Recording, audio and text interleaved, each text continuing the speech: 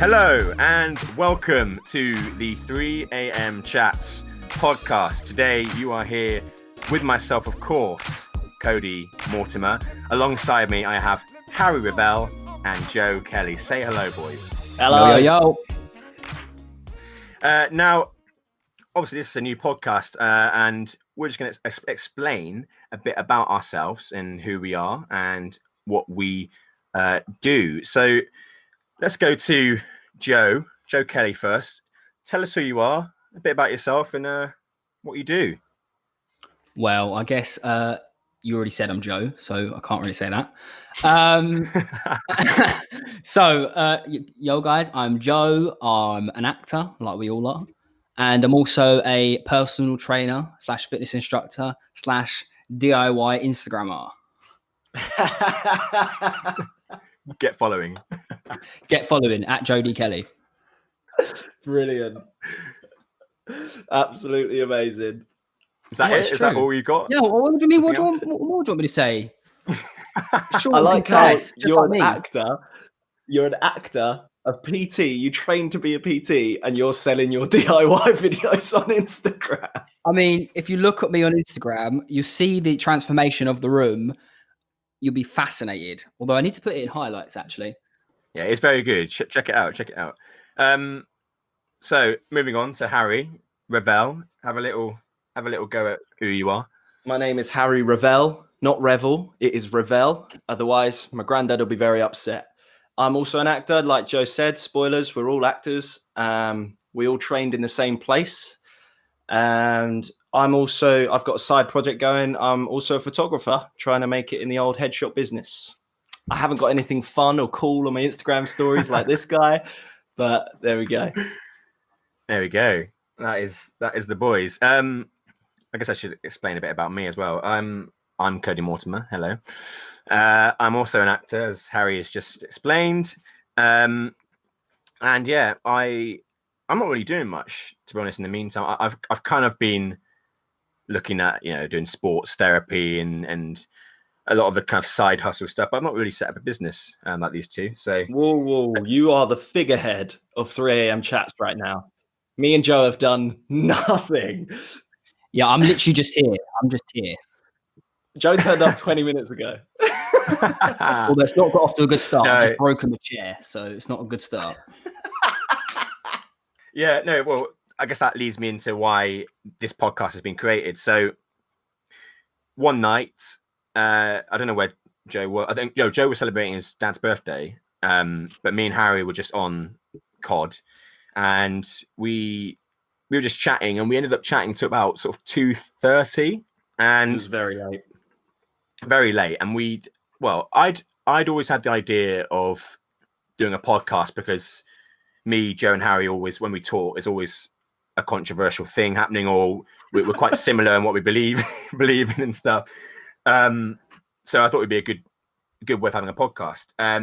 So I said this when we were playing COD, me and Harry was pretty much straight on it, saying, yes, I think it's a brilliant idea. And we've pretty much from there, in the last week, really, we've kind of set up this podcast, and hopefully you that is listening is going to enjoy the series. Yeah, so about a week ago, we were absolutely terrible on Call of Duty, just doing the worst.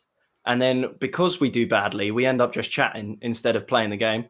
And yeah, that is basically how this came about. I think I don't know about you boys, I've been a massive podcaster, listener for probably about 2 years. I've been really going nuts on the old listening. I know Cody's recently started listening to some of the ones I listen to as well. And I know, Joe, you listen to especially some industry-based ones. So I'm basically a podcast virgin.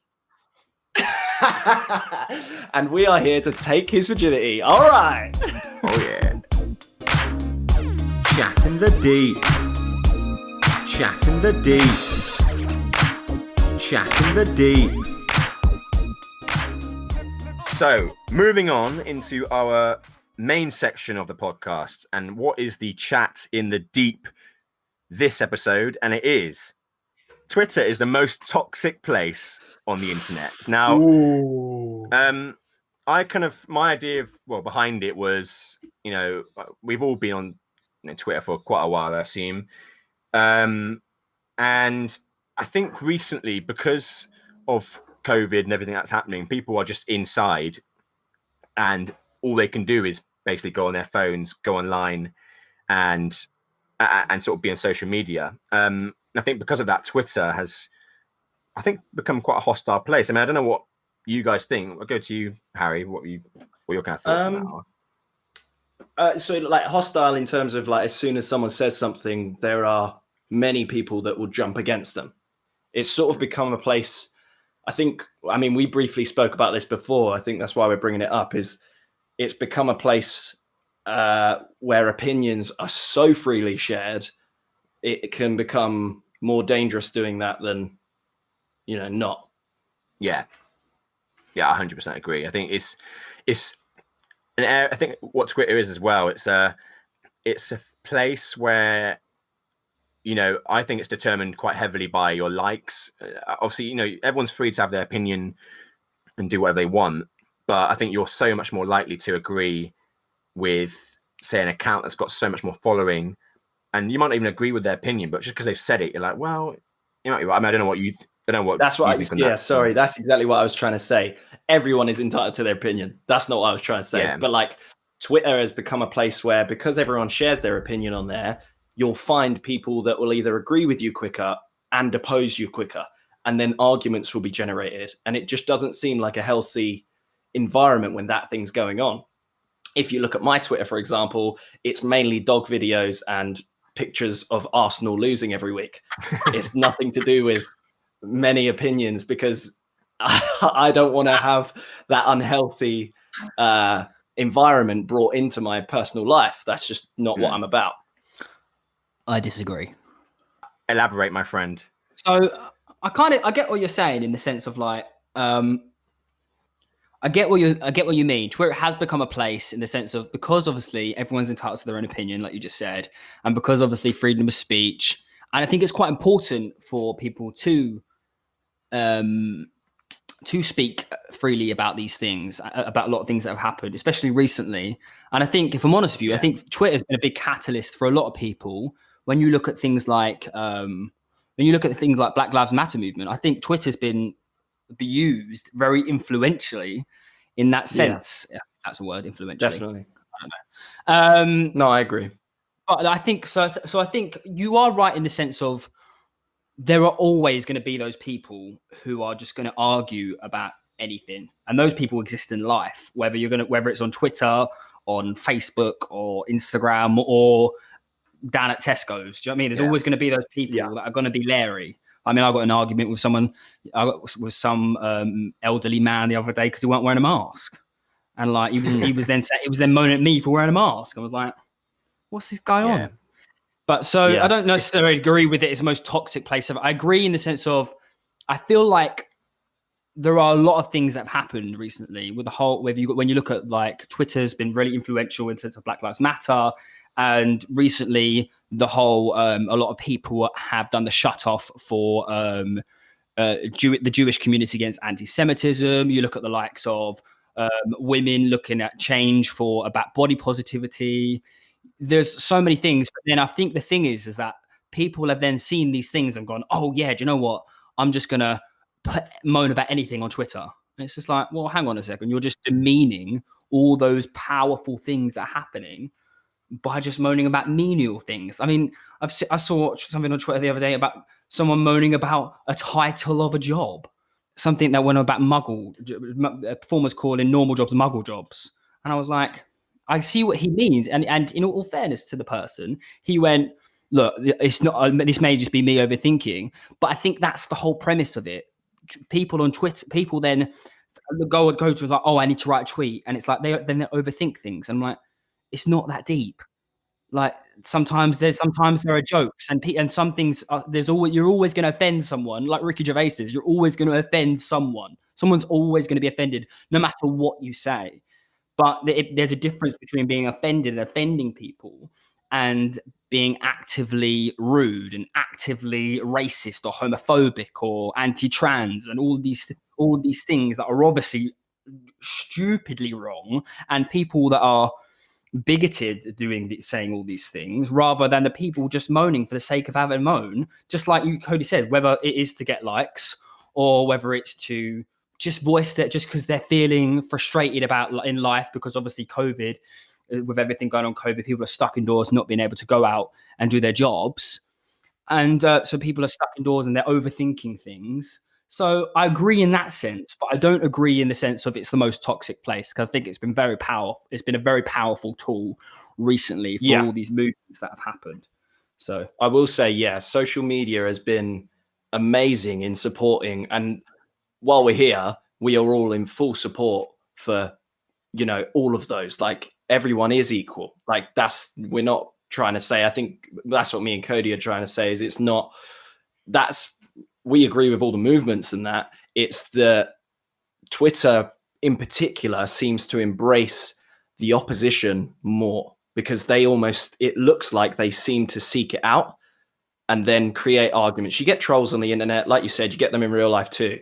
But if I go on Instagram or on Facebook, okay, let's forget Facebook. If I go on Instagram, go on the local community pages and just see what everyone's moaning about. That's all I do on Facebook.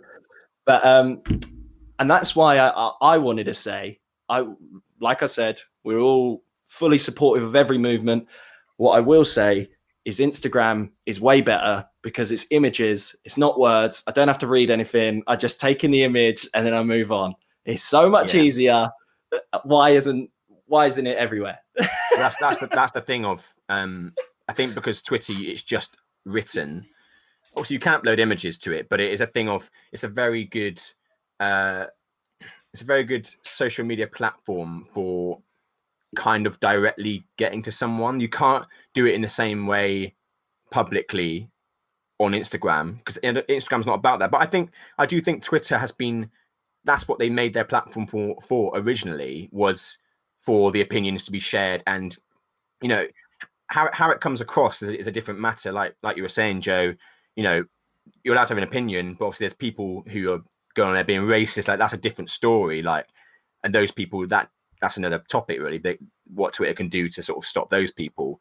But yeah, I just, Twitter is just one of those things that I think I've seen it in, especially the sort of football community.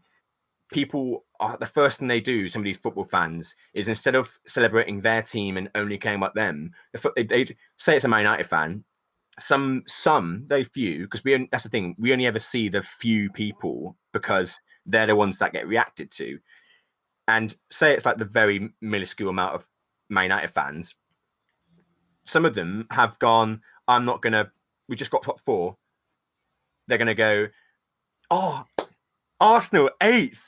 That's their first kind of, some of them are their first thought. And it's not a thing of, I'm sure most of them think of it as banter, but these things then come into a different kind of place, and then it can become very horrid. I've seen like people I follow on sort of the Arsenal side and Man United side, they get ripped apart, and 100%. People know their personal stories just because they support a club, and then it doesn't become banter. And I think a big part of what you touched on there was because it's just texts pretty much. So I'm sure we've all done it with each other. When we're texting each other, it can be construed differently. Yes.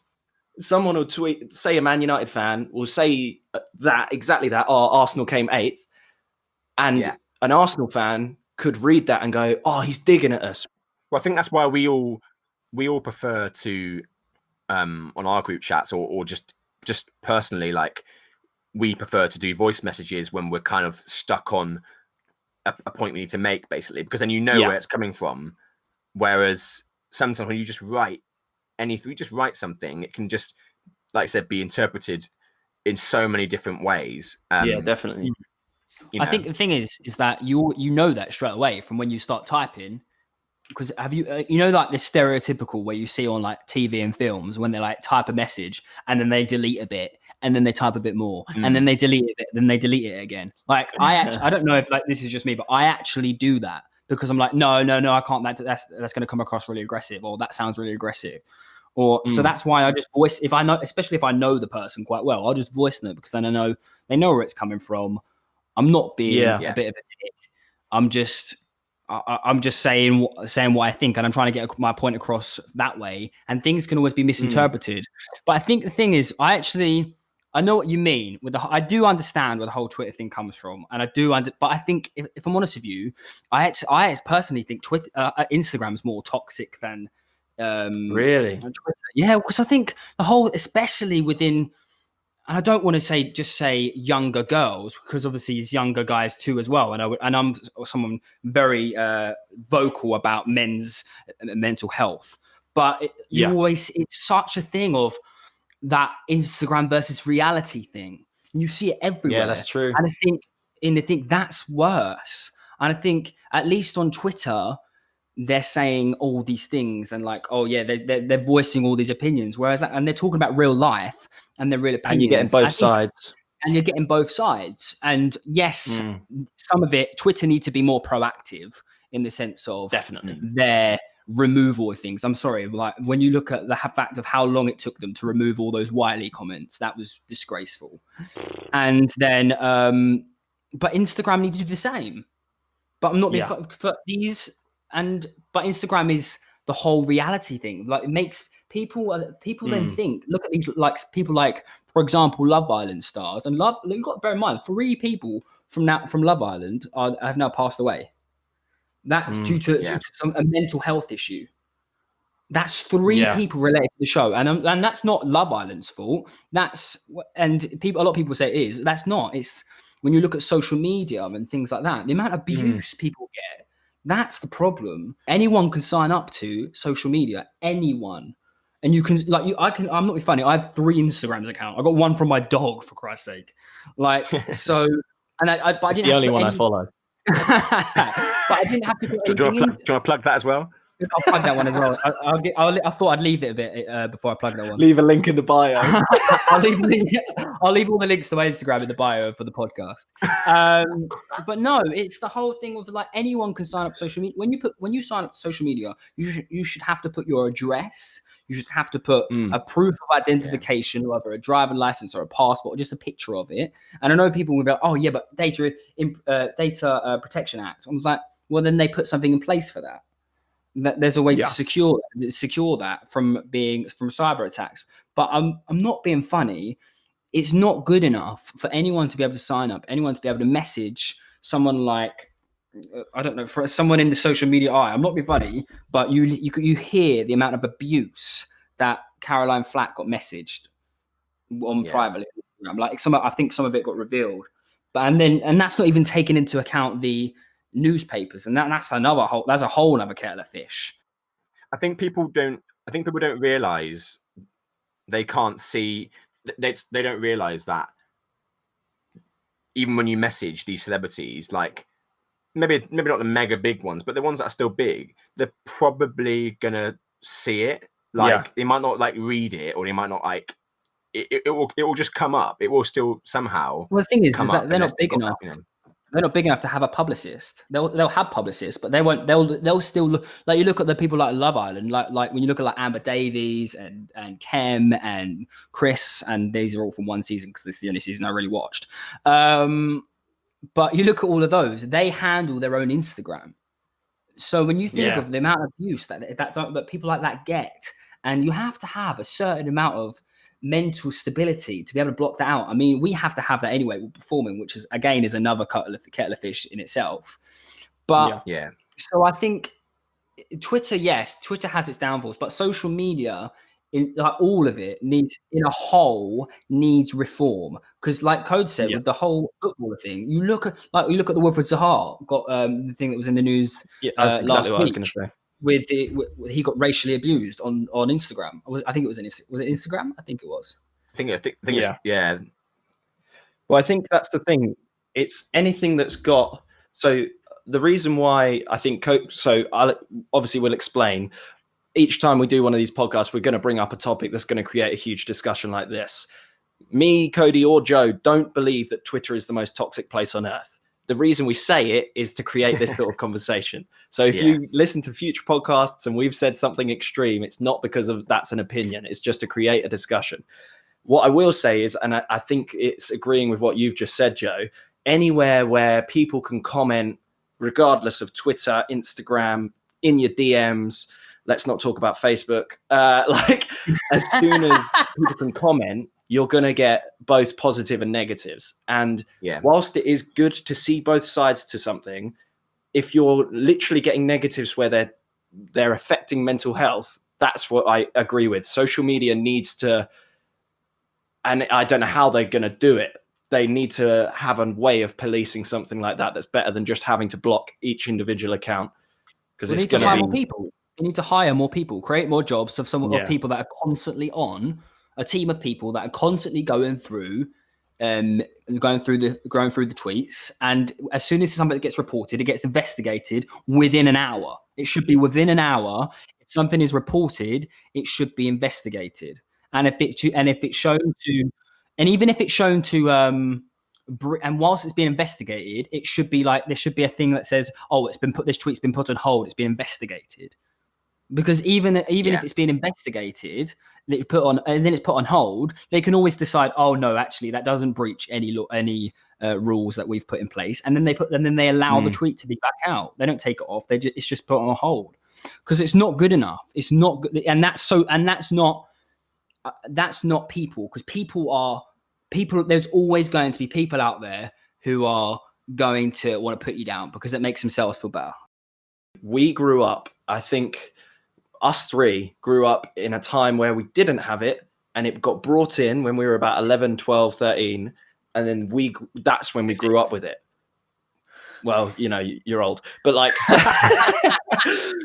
but you see what I mean? So we had that before and after, whereas people now only know internet, social media, like quick downloads, everything. And like, that, again, it can do a lot, like you said, Joe, to your mental health. That can really, without having a full understanding of what you're putting out there and what other people could do with that information, that's going to really, it can mess you up. It can mess you up in a big way. More education about it. Needs to be more education about it, about how to use social media. Before, when you join social media, there should be I'm literally creating so many rules up right now for social media. I should be the spokesperson.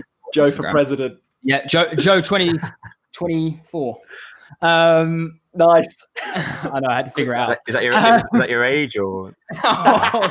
It is my age, actually. No, he is 35. He is 98. Anyway, no, but there should be, when you join one of these things, you should have to watch a video, and not one of those things where, not like terms and conditions where you can just tick, oh, I've watched it. It should be a thing where you have to watch. To join Instagram, you have to be like, oh, there's a video you have to watch to the end of it. Otherwise, you can't join. And it should be describing the risks of all these things and all these things going up. And then you should have to put, like I said before, like a passport or something in, personal information in. So if you do anything wrong, you can be tracked down, and you can be policed properly, and you can be charged accordingly to those things. It's not good enough what they're doing. And I think it's a toxic place if you let it be a toxic place. It's knowing when to turn it off. Yeah, it's a great topic to talk about just because it's so relevant. I'm sure we'll be in 5 years' time seeing Twitter and these places like implement what Joe 2024 has spoken about. Yeah, right in time for his presidency.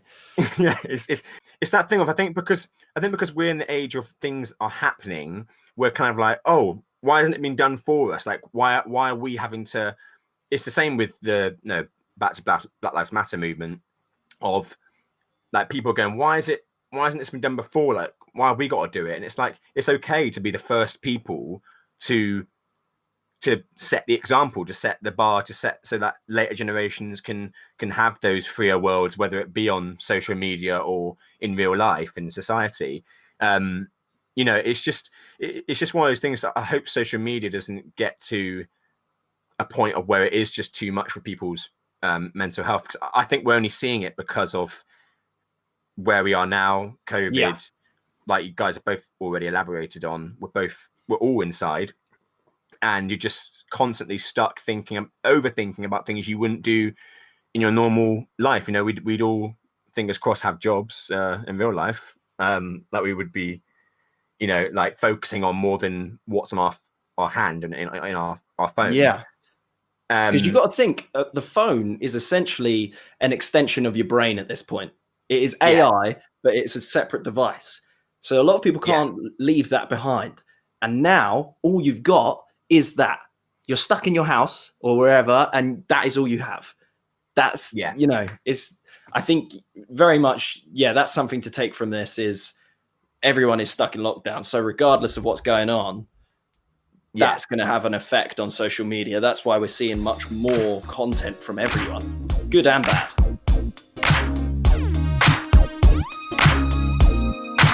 Check it out. Check it out. Check it out. Right, this is the check it out section. Check it out. Terrible.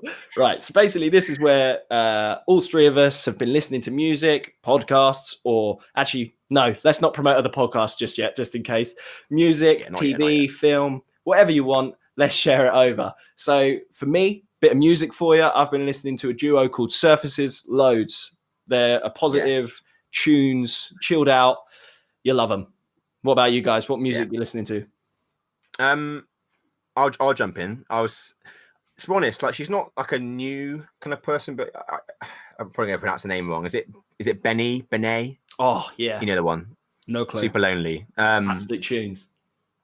She became, I'd say, famous from the Super Lonely on TikTok. Because I was obviously loved that song. It was really good, and it is really good, but I kind of wanted to delve in just to see like what other stuff she got. Is she just a one-hit wonder? Like, unfortunately, a lot of these people kind of are that break onto the scene. Yeah. But she's honestly, if you go check out her, I don't know what her album is actually called, but she's got, I think, 2 other albums prior to the one she's just released, and they've got some really just good music. I'd say it's very my style, but it's very poppy. There's quite a lot of I'd say it's quite bass heavy. I think, to be honest, we're in that era now where a lot of music is got like a hard bass. Unless you're listening to a nice ballad kind of song, the kind of upbeat tempo stuff is really bass heavy. So it's kind of thing. But obviously, Joe loves a ballad, so yeah, he does love a ballad.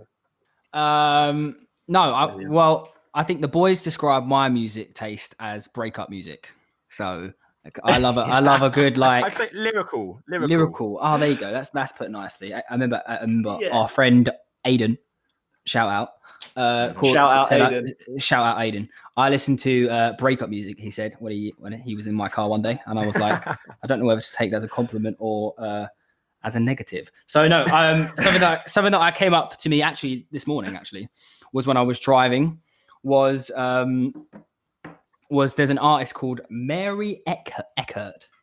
ECK. Oh yeah, I saw you share it on Instagram. She is. No, that's not her. That's Maisie Peters, mate. Oh, this is awkward. Nice one, mate. It shows how much attention I pay to your Instagram. It just shows how similar my music tastes are. I just listen to the same thing over and over again. No, honestly, check it out. She's got one of the most beautiful voices I've heard in ages. I remember I was just literally driving. I was like, oh my God, this is stunning. She's got a song called Ifah, IFAH. She's got some weird song names. Anyway, she's really cool. Check it out. Yeah, man. And check it out. But I'm not really a big.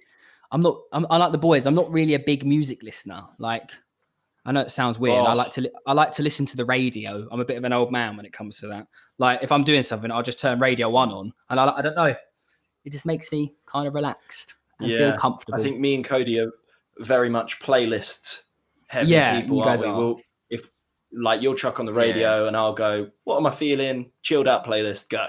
Yeah, it does depend on the mood, doesn't it? Because obviously we're not going to shout out podcasts today, but like the podcast side, like I've probably been getting into that recently, but more for my walks, rather than like when I sit down or I'm like, I don't know, sort of just want to have a little bit of a dance, or whatever. I will listen to music, but when I'm walking somewhere, I feel like I'm clearing my head, but also just it feels like you're in the room that the podcast you're listening to that you're in, basically. It feels like you're just there, which I really like.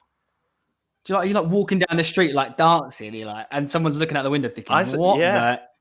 I sometimes think I'm in the music video. You cannot tell me, right? You cannot tell me you've not done this, right? Where you are not dancing, but singing. You're singing to whatever you might be, I don't know, doing practicing for a self-tape, whatever. And like someone comes around the corner and you go and pretend you're talking to someone on the phone in your AirPod or something like that. That is the thing. I have to suddenly pretend I'm doing something. If someone sees me, if someone sees me singing or whatever, like la la la la, yeah la la, yeah, man. I know. Yeah. So, what do you want to go today? I'm with you, man. But yeah, I think that's my music taste. I don't know if you guys have got any other things you want to add that you've been sort of checking out. Yeah. Well, I've been throwing it back. Oh, me first. I've been I've been throwing it back with TV. I've been watching the IT Crowd lately. I don't know why. I just absolutely love it. It's been making me laugh so much. So if no one's checked out that Friday Night Dinner and IT Crowd, ultimate recommendations for some fun and feel good. Nice. Anything else to add, Joe? I've been watching. If anyone's a Netflix fan, which I'm sure everyone is, and anyone hasn't seen Down to Earth, that's awesome. What about you, Codes? What about you? What are you thinking? To be honest, I've not really been that heavy on the kind of Netflix side. I've pretty much, I'm very heavy on YouTube. Mm-hmm. And I don't, I'm quite a weird sort of person in the sense of I've been looking at, there's this guy he's called Jeff Marshall, I think. And he basically is like tube heavy, talks about all things like London trains. And it's basically my geek side I get out of myself basically. And it's just quite interesting. I think because I've lived in London for a few years, it kind of makes you aware of like, oh, where stuff is. Oh, I know where that is. It's kind of relatable in that sense. So yeah, if you want to nerd out on trains, I'm sure you. This is the weirdest thing I've ever heard. I remember when you told me, like, oh yeah, I just love to watch. I just love to watch. Like, there's this YouTube channel where like I just watch the tube go round all the stations, and I'm like, what does it do? Like some people watch highlights from TV shows. Some people watch like Call of Duty montages. Cody watches trains. It's literally watching paint dry. I would rather watch paint dry. Because what do you want? Mate, you're just watching a train. Respect it. I don't respect it. Respect it. Hey, respect the struggle, man. It's all there. Struggle?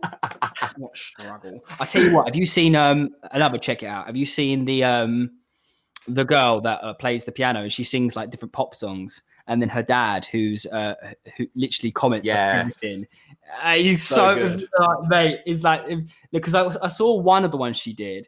And then when he goes, your pantaloons on my Peloton, I pay $62 a week for your pantaloons. First of all, who's his pantaloons anymore? But like when he says just a rest over the Peloton bike, that's so funny. Personal question section. Personal question section. Personal question section. So, moving into our final section of today's podcast, and it is the personal question section. Personal question section. Here we go, mysterious. So, obviously, we've not got any. What we want this to be is for people to submit, for you people listening to submit a personal question, sort of every episode. So this comes from me to start it because we haven't really got any following. If you could go back to any point in history, what would it be and why? Now, I know, Harry, you've kind of got a sort of idea. Do you want to kind of throw that out? Where would you go? I think it's very good to highlight none of us have thought about this. Even though Cody said, I'm bringing a subject, this is the subject. All three of us have gone, I don't know. But what we're doing, I'm thinking... There are multiple times in history that were obviously terrible, but there are also some amazing feats that happened. And one of them, for me, that's really interesting, and I think if I could go, this is my question before I go into it. If I go back in time, can I experience it as, so say it's a 3-person thing that the whole world saw? Can I be one of the 3 or be part of, do you know what I mean? Or do I just witness it as who I am now, if you know what I mean? I think it depends on the situation. I think so. For me, it's the moon landing. That would be an amazing thing, both to witness, but also, I mean, imagine landing on the moon. And like, I think it was a huge achievement, not only for the people involved, but the entire world to witness that. And that, for me, that's one of many that I would definitely go back in time and see. Very good. What about you, Joe? So are we going as if, like, when you say moments, we're not going back to like live in that decade. It's just like particular moments in time. Yeah, it's literally you drop in. You can be there in physical form or like a ghost looking down on whatever that event is, basically. Mine is, I want to, I would wish I was at Wembley for when Queen did their concert for Live Aid. Fair. Well, not their concert, it was Live Aid. But like, and then Queen Live was Aid, there, Elton John was there. That being part of that, and like, especially when you look at like the live videos, and then when you look at like the Bohemian Rhapsody film, and you see that, oh my! Imagine just being there. That was almost like and that was also almost like, I'm going really deep again, but that was like really like a massive catalyst for like charities and stuff like that. Charities weren't. I know I wasn't. I don't think we were alive. Even me. I don't think even I was alive then. But and you're 908. When was that? Was that I was 91 or something like that, wasn't it? Or 94? Yeah, I think so. But yeah, being there would be was 80s. Yeah, so it's 85. It's definitely the 80s. Wow. Yeah, Google it. But no, being there and being part of that something special would be amazing. And watching Freddie Mercury and Queen is something I wish I could have. That'd be the concert I'd go to if I ever got to go to a concert that of someone. Something to witness. Yeah, that would be awesome. Being in Wembley when that happened. Oh wow. Yeah, it was 1985. He's one of the best for me. He's one of the best. Well, in my opinion, I think he's the best male vocalist of all time. But that's an opinion. Yeah, but also vocalist, frontman. He's the best frontman ever because the vocals and personality. The thing is, when you consider Freddie Mercury of what he did, how he did it, and especially for someone at that time to come from that his ethnicity wasn't a very public thing then. Because what is he? He's he was. Is he? Am I googling it again? It's a rogue country. Rogue country. No, but it's a country. Anyway, where he's. It's like Tanzania or something. Is that right? Is that a country? No, he was born in Stone Town, Tanzania. Oh, he was Tanzania. Where's Tanzania? Sorry, Cody nailed 1985 and Tanzania. Tanzania. I've never even heard of it. Tanzania. Mate, that was Where a bit is of Tanzania, a. Harry? Harry's our research. I got pulled out of my head. Is it Middle East? It's a Middle Eastern place. Yeah. Anyway, someone from the Middle East. It wasn't really popular in the 80s to see someone from the Middle East in a massive public eye like he was, and also he was a massive part.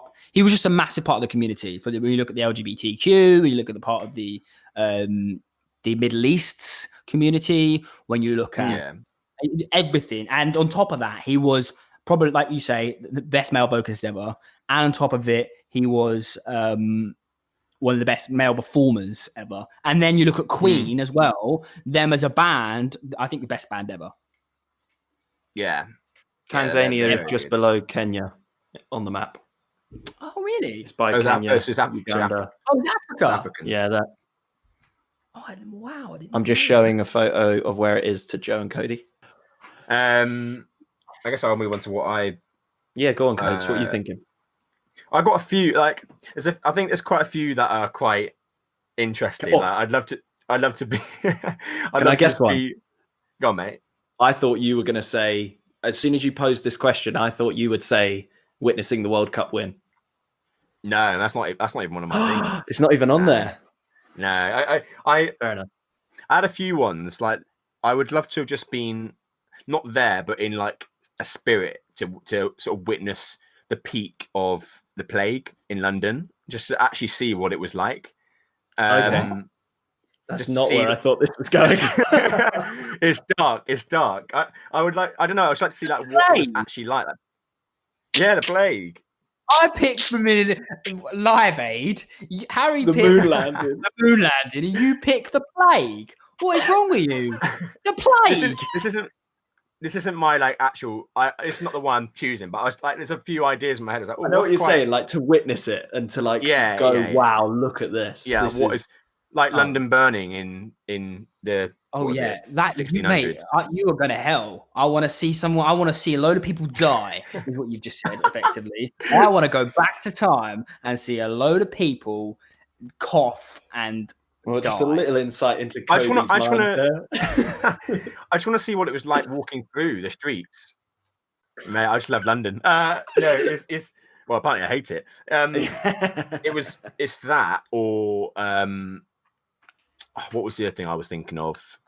Yeah, you've got also I think the one I liked, also it's London related as well, is I would like to witness the first Shakespeare. Oh, nice. Yeah. Because I would have liked to have seen, did these people realize this was the greatest moment of all time for theatre or anything in terms of, because they couldn't even speak proper English. He was the one who actually made their language, essentially. Like, they could speak proper English, like you just spoke there. Spoken English. They could speak proper English.